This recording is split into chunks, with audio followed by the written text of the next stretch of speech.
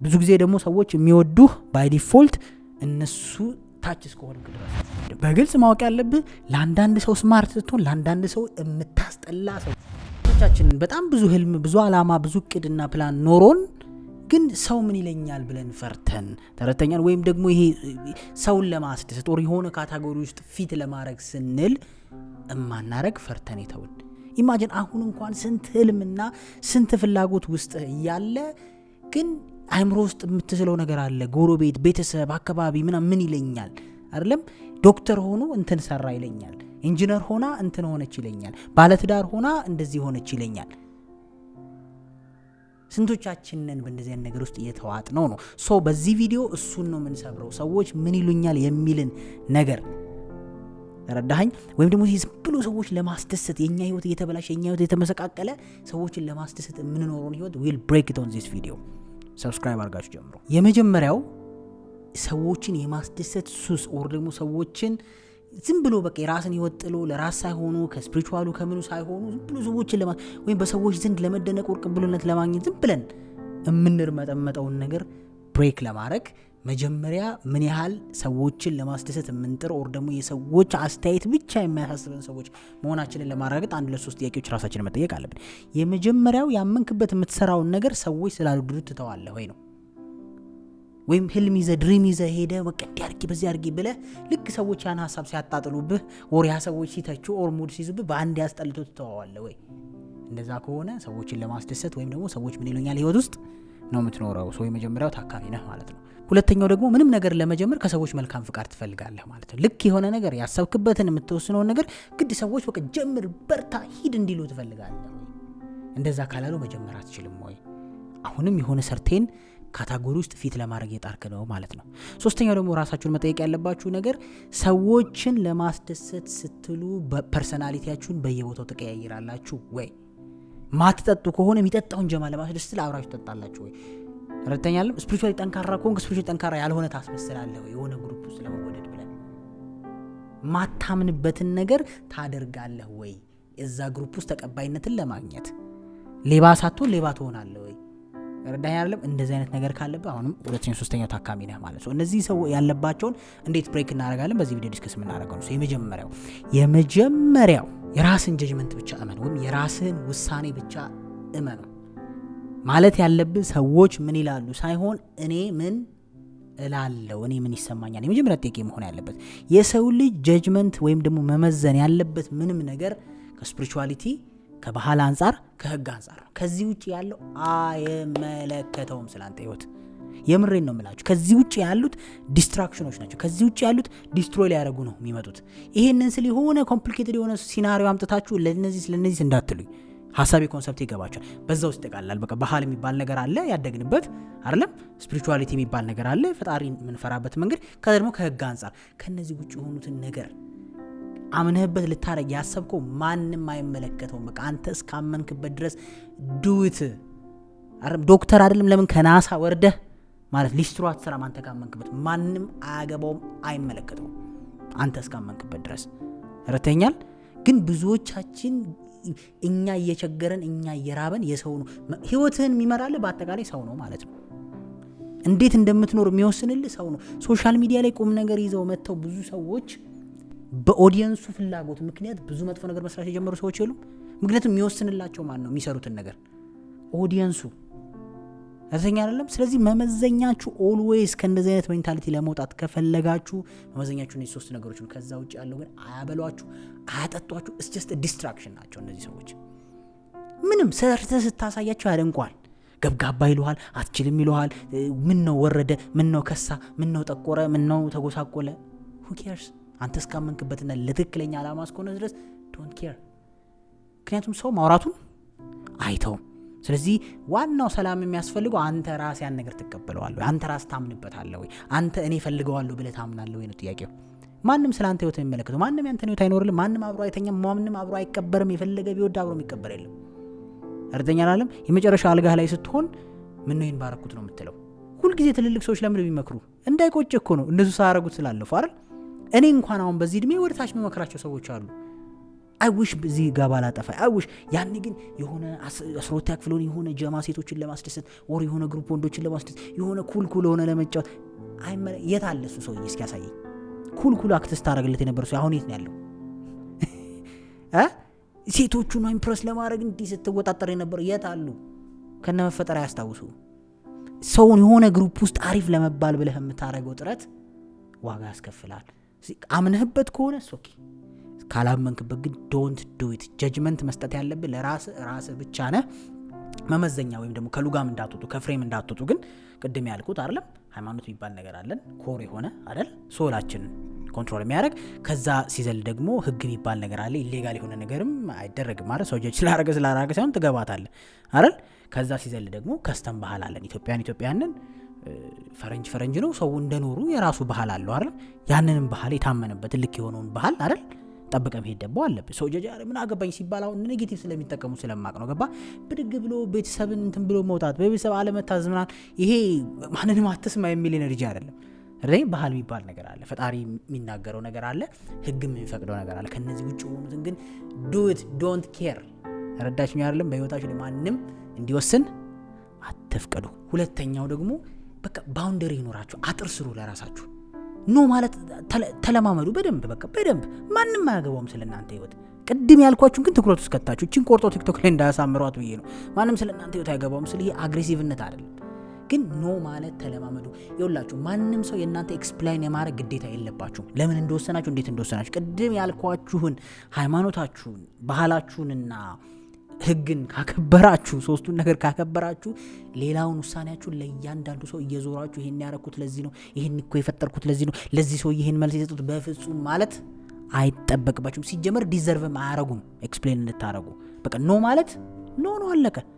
you don't have to explain። ማንም ሰው እንዲወድ እንዲደሰትብህ ምናምን አይደለም መጣር ያለብህ። አንተ ታምንበታለህ፣ ኦፍ ኮርስ ክሎዝ ማድረግ አለብህ። ሶ ኖ ስትልም መሳቀቅ የለብህም። በቃ ማጠጣ ከሆነ አጠጣም፣ ማትሰራው ስራ ከሆነ አትሰራም። ማንም የስ እንዲል ማንም ነው እንዲል በፍጹም ጥረት ማድረግ የለብህም። ባውንደሪ ማለት እሱ ነው። ባውንደሪ ኮንሲኩዌንስ መኖር አለበት። ረዳኝ አይደለም? እዚህ የሆነ ህግ ውስጥ መግባት የለበትም። ሰው ከሆነ ክሮስ መሻገር የለበትም። በቃ ያ ነገር አንተ የምትመራበት ህግ ስለሆነ ማለት ነው። ይሄ ለምሳሌ ጓደኞች ፈታ ማለት ፈልጉ፣ አንተ ስራ አለ you have to say no I have to go ማለት መሄድ አለብኝ ማለት አለብህ። ስራ አለ ስልክ ማውራት ፈለገ የሆነ ሰው በፍጹም ኖ ማለት አለብህ። አንለስ እንቅድም እንዳልኩት ገባህ አይደለም? ከባህል አንፃር ከሃይማኖት አንፃር ሰው ተቸግሮ እየተጎዳ ከሆነ ምናምን ሰው ልጅ ነው መቼም ስራ አይበልጥብህም ጋር አይደለም? ከሰው ህይወት ከምን እንደዚህ አጣብቂኝ ሲጀናሮች ካሉ ለመዝናት ፈታ ለማለት እንደዚህ ነገር ኖ በለው፣ ይደብረው። ለምን የምትሄደው ማብራት አይተበቅም ቢጀሴ ነው። ምክንያቱም ማንም ይኖርልህ የለ፣ ማንም የቤት ኪራይን የሚከፍልልህ የለ፣ ማንም ነገ ቢያምህ ብሎ ነው የሚያልፍህ። ያው ኢትዮጵያን ያሳክማሉ። አሁን የነን ነገር እንድትጠንቀቅ አታርጉኝ። ግን ልል የፈለግኩት አብዛኛው ሰው በየቤቱ ነው የሚቸገረው አይደል? የራሱን ህይወት ነው። እኔ የሚቸገረውን ችግር የሚቸገርልኛል፣ እኔ የሚጨንቀኝ ጭንቀት ቢጨነቅልኛል፣ እኩል የስ በማለት የሚመጡብኝን ጣጣዎች ከኔ እኩል አብሮ የሚያክል እንትን የሚልልኛል የሚያደንልኛል የለም። ስለዚህ በፍጹም አንተን ለማስደሰት አሁን መኖር ያለብኝ ባውንደሪን ለማክበር ነው። አረኛ ከፈጣሪ ስትጋጭ ማንም ያስታርቅ አይደለ? ስለዚህ ለባውንደሪ ተገዢ መሆን አለብህ። ከቤተሰብ ስትጋጭ ማን ያስታርቃል? ተረዳኸኝ አይደለም? ሰው እዛ ጋር ነው ማለት ቤተሰብ የሚያጋጭ ከቤተሰብ የሚበጠብጥ ትዳርን የሚበጠብጥ ሪሌሽንሺፕ የሚበጠብጥ ከሆነ እዛ ጋር ያሉትን ለማስደሰት አሁን አንዳንድ ሰዎች ያሉ በቃ የሆነ ሰው ላለማስቀየም ቤተሰቦቻቸውን የሚያስቀየም፣ የሆነ ሰው ላለማስደበር ፍቅረኞቻቸውን የሚያስቀየም፣ የሆነ ሰው ለማስደበር ህፃናትን የሚያስቀየም። እንዴ ወፍ ኖ በለው። ይሄ ምንም ሲጀምር እንደዚህ ስትል ያከብርሃል ሰው ራሱ። ምክንያቱም ለሆነ ዓላማ የቆራጥ እንደሆንክ ያውቃል። ከዛ በኋላ ቤዝዶን ዛት እሱ አይሰማም ትባላለህ። እሱ ስራ ካለው እንደዚህ የምትሉት ጓደኛ የላችሁ በቃ አይሰማህማ። የፈለገ እዛ ጋር ደግሰ ከፐርቻቻ ስትል ብትቆይ ኮሽ አይልበትም። በቃ ስራ ካለው ተነስቶ ነው የሚሄደው። ታከብረዋል እንጂ አትንቀውም። እንደዚህ አይነት ሰው ግን አይምሮ ውስጥ ግን የሲምፕ ሜንታሊቲ ካለብህ ይሄ ለማስደሰት በቃ ሁሉም ሰው እንዲወድ ሁሉም ሰው እንደዛም ታረክ ከሆነ ኢማጂን ምንም ላይፍ አይኖርህም። አፍተሮል ትበላሻለህ። አፍተሮል የምትፈልገውን አታሳካም። ከዛ ኮምፕሌን የሚያደርግ ትሆናል። የሆነ ሰዓት እድሜ ሲያልፍብህ ዘመንን ሙሉ የኖርከው የማይመለከታቸውን ሰዎች ለማስደሰት ነው። ለካ በህይወት በጣም ማተር የሚያደርጉት 5 ሰዎች ይሆናሉ። አንተ ግን 500,000 ሰው ለማስደሰት ነው ስትጥር የነበረው። አለቀ። የሚመስሉ በጣም ኢምፖርታንት የሚመስሉ ሰዎች ራሱ አንዳንዴ የሚራገፉ ናቸው በጊዜ ሂደት። ካንተ ስታተስ ጋር፣ ካንተ እውቀት ጋር፣ ካንተ ገንዘብ ጋር ተያይዘው የመጡ ናቸው። ሲቆም የሚቆሙ ማለት ነው ሁሉም። ስለዚህ ባውንደሪ በደንብ ያስፈልጋል። በቃ ኖ ማለት አለባችሁ። ኖ ደግሞ ስትሉ ኤክስፕሌን ማድረግ የማይጠበቅ የሄድክበት ለምን እንዳላገባሽ ማብራራት አይጠበቅብም። ለምን እንዳላገባህ ማብራራት አይጠበቅብም አይደለም። ለምን እንዳልወለድክ ማብራራት አይጠበቅም። የሚመለከታቸው ሰዎች አሉ። ከዛ ውጪ ኖ በቃ ኤክስፕሌን ማድረግ አይጠበቅባችሁ። ኑሯችሁን መኖር ያለው ለምን ውሳኔ እንደወሰናችሁ የመስማትም መብትም የላችሁ። ተረተኛ አይደለም። የሆነ ህይወታችሁ ውስጥ ለሚፈተፍቱ ሰዎች እድል መስጠት የለባችሁም። ባህርም አንዳንድ ሰዎች አሉ በቃ ህይወታችሁ ሲፈተፈት ቁጭ ብሎ ነው የሚያዩ። ጓደኛዋ መታፈትፍት አድርጋ ህይወቷን በቃ ሰድባት በዚህ ወጥ ለምን ምን ኖቢያ መብት የላትም። አንቺ ህይወት ይፈትፈት ያንቺ ቤተሰብ ውስጥ ገብታ ይፈትፈት መብት የላትም። የሱ ቤተሰብ ውስጥ ይሄ እንዴት ልበል በቃ መኖር አለበት ነው የምትልበት ቦታ ገባ። ቶርች የመደረግ ግዴታ የለብህም። በቃ ካንቺ ጋር የማትሄድ ካንተ ጋር የማይሄድ ጓደኛ ከሆነ የመሸከም ግዴታ የለብህም ደስተኛ ለማድረግ። እሱን መጥቶ ማይሆን ነገር ሲያስተምር ቤት ውስጥ ጠርተው ማይሆን ነገር ቤት ውስጥ ሲያደርግ ረዳኝ እንደዚህ ነገር እኮ አላለም ሼም ይዞ በቃ እሱ እንዳይደብረው ብሏል። በቃ ያንተ ቤት እንደዚህ ነገር ማይደረግበት ከሆነ አይደረግም አለቀ። ረዳኝ ያላ አይደል ቤትህን ልቃምበት እንዲሉንበት ልገልበጥበት የሚል ሚስት ይዤ ልምጣበት ብዙ ጣጣ ስለምሰማ ነው ማለት አለብህ።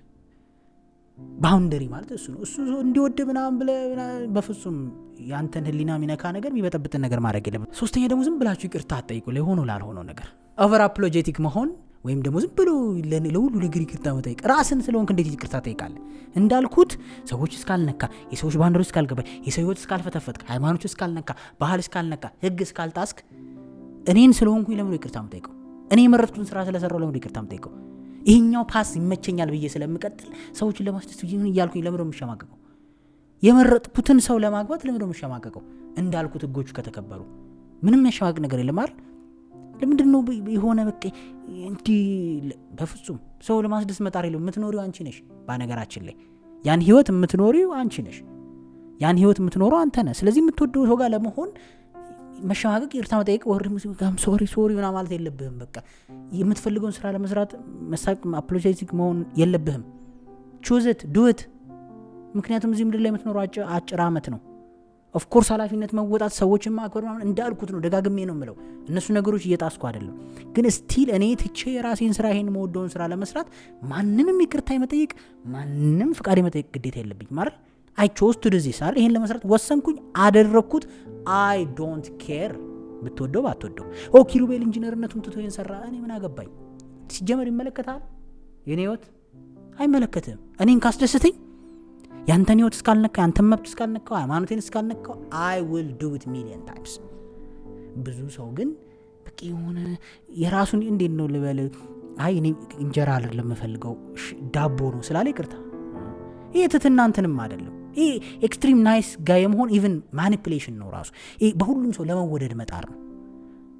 ረዳኛን ሁሉንም ሰው ለማስደሰት መጣር ነው። ይሄ ስትሮንግ በፍጹም አያስፈልግም። በቃ ስታንድ ስቲል መሆን አለብህ። ላጠፋኸው ነገር ኮንፊደንትሊ ሪስፖንሲቢሊቲ ወስደህ ይቅርታ መጠየቅ አለብህ። ከዛ በተረፈ ግን ትክክለኛ ነገር ስላረክ ይቅርታ መጠየቅ የለብህም። ያመንክበትን ስላረክ ይቅርታ መጠየቅ የለብህም። የምትወደውን ህይወት መኖር ስላሰብ ይቅርታ መጠየቅ የለብህም። ሰርተህ ታግለህ ከመሬት ተነስተህ ከድህነት ተነስተህ ሰው ለመሆን ስለሞከርክ ይቅርታ መጠየቅ የለብህም። ራስን እንደ ጥፋተኛ መቁጠር የለብህም። ሌብነት አልፈልግም ብለህ በአንድ ሺህ ብር ደሞዝ ለመስራት ስለሞከርክ ይቅርታ መጠየቅ አለብህ እንዴ? ዚስ ዴይስ እኮ ሌባ ነው ይቅርታ የምንጠይቀው አይደል? እነሱ ስላልተመቸ ነው። እሱ እንደሚፈልገው ስላልሰራል፣ እሱ እንደሚፈልገው ስላላጭበረበርክ አንተ ነው የምትሳቀቀው ለሱ። ዋይ ዚስ ዴይስ ሴት ልጅ ቺት ስላላረገች ድንግልናዋን ራሷን ስለጠበቀች ምናምን እሷ ነች የምትሸማቀቀው። ያችኛዋ አራዳ ነች እንዴ ቶፕ። ወይ ወንዱ አለሌ ስለሆነ በቂችንም ያችን ፎአርጎችን ስላለ የሚከበር ኪንግ ነው። ይሄ ምንም የማያውቀው አንገቱን ደፍቶ ኑሮውን የሚኖር ስፒሪቹዋሊቲው ላይ ጠንካራ የሆነ ወንድ ሽምቅቅ ይላላ፣ ፋራ ነው፣ ምንም አያውቅም፣ የጀዝባ ነው ይባላል። ይሄ ነው ችግሯል። እንዴት ያን ሰው ይቅርታ ጠይቀዋለህ? ምን ስላጠፋ አይደለም? ስፒሪቹዋሊቲ መርጠህ ትክክለኛ ስለኖርክ ቺት ስላላረክ አይደለም? ጀማዎች በጠቅላላ ቺት እያደረጉ አንተ ነው ስላልክ ገደል መግባት ይችላሉ። በፍጹም ይቅርታ መጠየቅ የለብህም። እነሱ እንዲወዱህም ማድረግ የለም። ይሄ ፋራ ነው፣ ይሄ እንደዚህ ነው፣ ይሄ ጀዝባ ነው፣ ያካብዳል ሲሉ ይዋሉ ይኑሩ። ገገማ ነው ሲሉ እንደውም ገገማ ብለህ እዚህ ላይ ለጥፍ። who cares? ነገ እንደ ጉምተን ነው ሁሉም ሰው ወደ ራሱ የሚሄደው። ሰው የሚኖረው እንደ ምርጫው ነው። ማንንም ጀጅ እያደረኩ አይደለም። እኔ ጻድቅ ሌላው መጥፎ፣ ሌላው ጻድቅ እኔ መጥፎ እያደረኩ አይደለም። ዛሬ ዚሁ ጀጅመንት I don't care። ግን አፍተር ኦል ግን at the end of the day የምትኖረው አንተ ስለሆንክ ተረዳኝ። ልክ በሆነው ነገር ይቅርታ ስትጠይቅ ኮንፊደንስ ስትገል ሌሎችን ለማስደሰት ስትጥር መኖር የለብን። በምትመርጠው ምርጫ ላትወደድ ትችላለህ። ዘን who cares። አራተኛ ደግሞ አይምሮ ውስጥ ዋጥ አድርገህ መያዝ ያለብን ሁሉንም ሰው ማስደሰት አትችልም። ሁሉም ሰው ሊወድህ አይችልም። ሁሉንም የሚያስደስት ሰው ሁሉንም የሚያስደስተው እኔ አላምንም። ሲጀመር ከሁሉም ሰው ጓደኛ መሆን የሚችልን ሰው እኔ አላምነው። ለምን? ማስመሳይ ነው ማለት ነው። እንዴት ሰው ከሁሉም ሰው ጓደኛ ሊሆን ይችላል? አትችልም። በቃ የሆነ ያንተ ካራክተር አለ፣ አንተ የምታምንበታል። ከዛ ሰው ጋር ነው እንጂ ልትመሳሰል የምችለው ከዚህም ከዛም ከሚሄደው ከሚመጣው ሁሉ ጓደኛ ብትሆን ከሆነ ማኒፕሌቲቭ ነህ ማለት ነው አንተ ራሱ።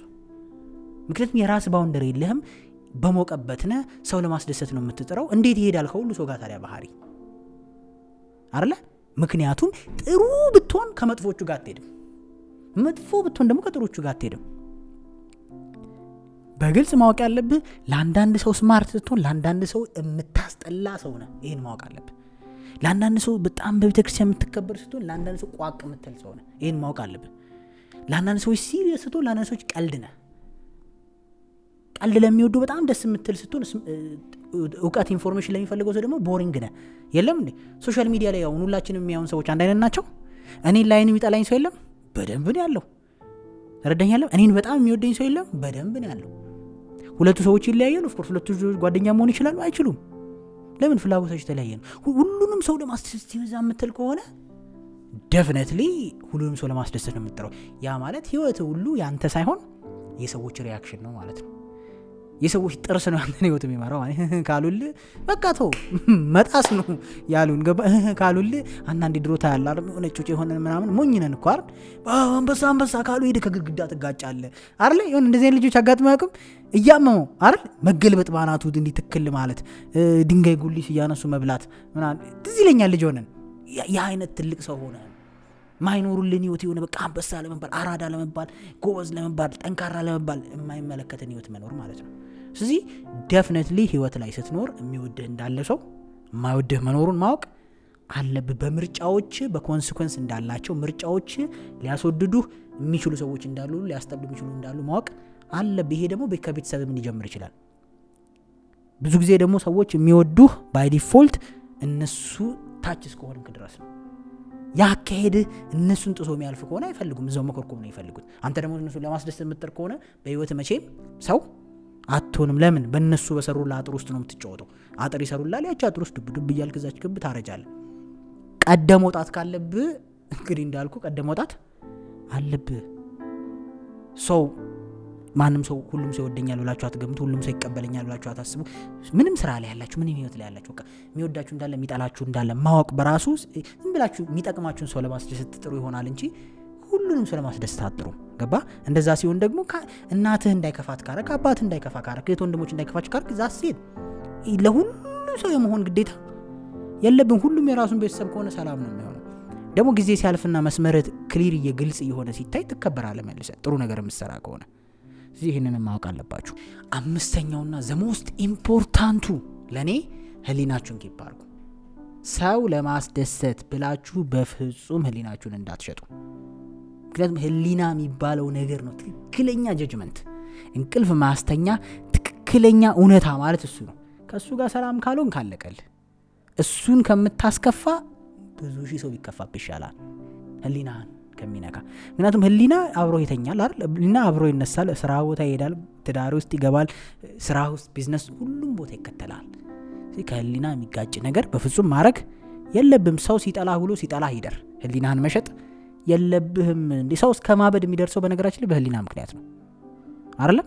ሁሉም ሰው አላልኩም፣ ግን ሰርቴን ፒፕል ቢኮዝ ኦፍ ህሊናቸውን ሉዝ ስላደረጉ የማያምኑበትን ነገር ተገደው ስላደረጉ ፊት ለማድረግ ሲሉ የሆኑ ሶሳይቲ ውስጥ አይደለም የማይችሉትን አይደለም እሱን ካረክ ህሊና ጥያቄ ይጠይቃል፣ መመለስ የማትችላቸው ጥያቄዎች።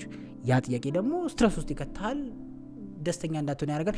ያንን ህሊና ጥያቄ ደግሞ ለማዳፈን ስትል ጠጭ ትሆናለህ፣ ሰካራም ትሆናለህ፣ ሴክሹዋል እንትን ውስጥ ትገባል። ብዙ ለመሳት የምትጥራቸው ነገሮች ትራውማቲክ ኤክስፒሪየንስ ይሆንብሃል ማለት ነው።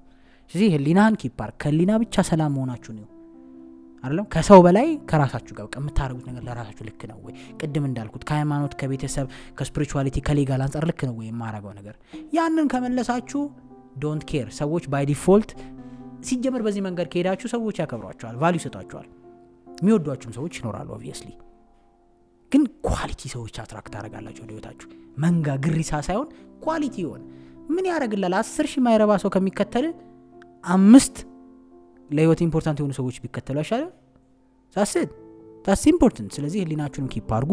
ሆፕፉሊ በዚህ ቪዲዮ እንግዲህ እንደተማራችሁ ተስፋ አደርጋለሁ። በሌላ ቪዲዮ እስከምንገናኝ መልካም ጊዜ ይሁንላችሁ ጋይስ። መልካም ጊዜ